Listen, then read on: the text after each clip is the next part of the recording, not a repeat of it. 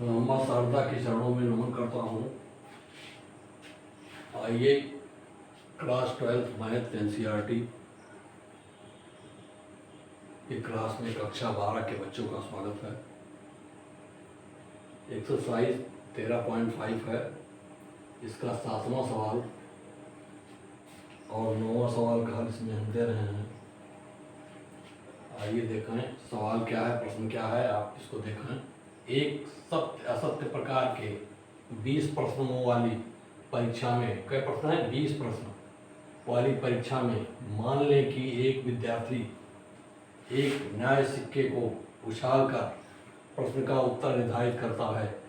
यदि सिक्के पर चित्त प्रकट होता है तो उत्तर सत्य और पट प्रकट होता है तो असत्य लिखता है।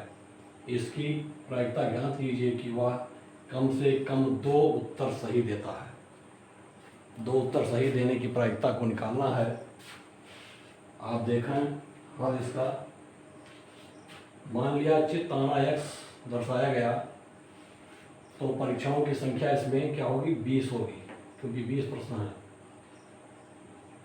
आप जानते हैं सिक्के पर P है, सिक्के पर चित्त आना या सत्य उत्तर देना। अगर चित्त आता है तो सत्य उत्तर दिया जाएगा, तो इसकी प्रायिकता आएगी 1/2, क्योंकि सिक्के में प्रतिदर्श बिंदु 2 होते हैं, उसमें से एक H होता है, एक T होता है, तो H की जो कुछ प्रायिकता है वो है 1/2, वैसे T की प्रायिकता भी 1/2 होती है। अर्थात Q है सिक्के पर पट आना या असत्य उत्तर देना। 1 - 1/2 = 1/2। ये 2 बातें आपको स्पष्ट हो गई होगी। आप देखें कम से कम 2 उत्तर सत्य हो। इसको निकालने के लिए आप थोड़ा ध्यान दें। 20 उछालों में 10 चित्त और 10 पट आने की संभावना है, यही संभावना बनेगी।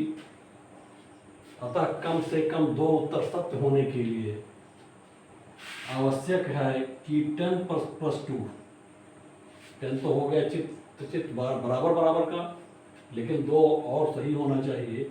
इसके लिए 10 + 2 ≤ चित्त की संख्या, H की संख्या इतने के बराबर हो, 10 से 12 से कम या उससे 12 से अधिक। चित्त कितनी होनी चाहिए, 12 से अधिक या 12 के बराबर। क्रमशः अधिक आने पर क्या है, चित्त क्या है, ग्रेटर देन चित्त से क्रमशः अधिक आने पर कम से कम 2 उत्तर सत्य होने की संभावना होगी। 2 उत्तर तब सत्य होगा जब x का मान 12 है और 12 से अधिक हो, तब कम से कम 2 सत्य होने की संभावना बनेगी। अब कम से कम 2 उत्तर सत्य हो, इसके लिए Px > 12 को निकाल दें। P12 + P13 P14 P20।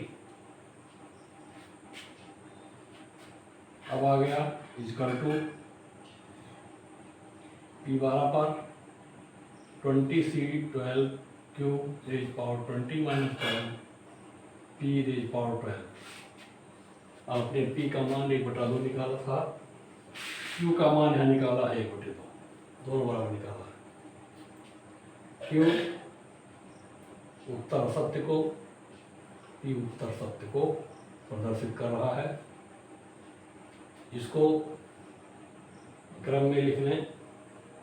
20C12 Q raised power 20 - 12 P raised power 12 plus 20C13 Q raised power 20 - 13 P raised power 13 and so on C20 Q raised power 20 - 20 P20। इनको हल कर दें। 20C12 Q raised power 12 P raised power 8 plus 20C13 Q raised power 7 P raised power 13 and so on 20C20 Q raised power 0 P raised power 20।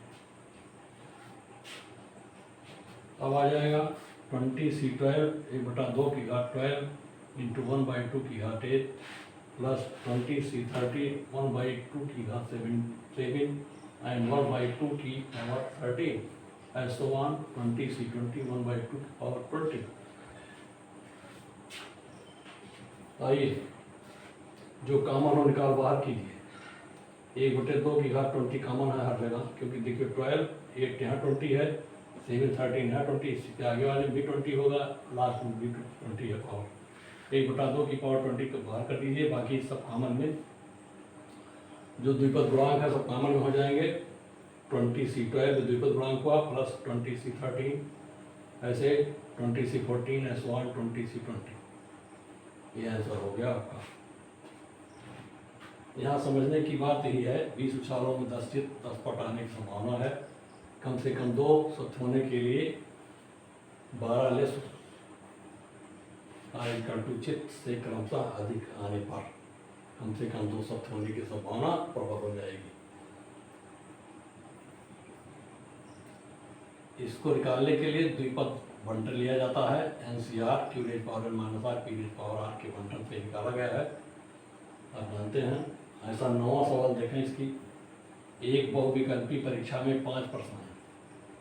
बहुविकल्पी परीक्षा है, 5 प्रश्न हैं, जिनमें प्रत्येक के 3 संभावित उत्तर दिए हुए होंगे।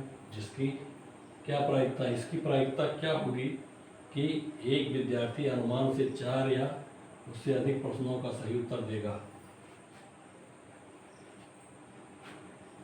तो आप देख लीजिए, 4 से अधिक सही देना है तो क्यों सही विकल्प कितने हैं, 3 हैं, 1/3।